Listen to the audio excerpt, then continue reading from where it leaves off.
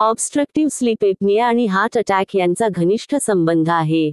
OSA मध्ये झोपेत श्वसनमार्ग अंशतः किंवा पूर्णपणे बंद होतो, ज्यामुळे झोपेत सतत श्वसन थांबते.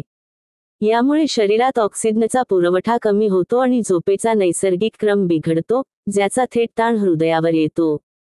जेव्हा झोपेत श्वसनामध्ये अडथळा येतो, तेव्हा प्रत्येक वेळी मेंदू ऑक्सिजनच्या कमतरतेची नोंद करतो आणि श्वास पुन्हा सुरू करण्यासाठी झोपेतून अचानक जाग करतो. या चक्रामुळे रक्तदाब वाढतो, हृदयाचे ठोके जलद होतात आणि स्ट्रेस हार्मोन्सचे प्रमाण वाढते. या सगळ्याचा एकत्रित परिणाम म्हणजे हृदयावर अधिक वर्कलोड येतो. दीर्घकालीन OSA मुळे रक्तवाहिन्यांवर परिणाम होतो, अनियमित हृदयगती म्हणजे अरिथमिया निर्माण होते आणि हृदयविकाराच्या झटक्याचा धोका वाढतो.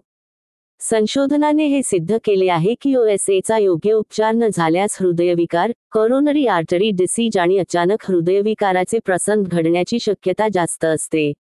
CPAP थेरपीच्या सहाय्याने OSA वर उपचार केल्यास शरीराला पुरेसा ऑक्सिजन मिळतो आणि रक्तदाब नियंत्रित राहतो, त्यामुळे हृदयावरील ताण कमी होतो आणि हृदयविकाराचा धोका सुद्धा कमी होतो. OSAचे वेळेवर निदान व उपचार केल्यास हृदयाचे आरोग्य जपता येते आणि जीवघेण्या आजारा बचाव होतो.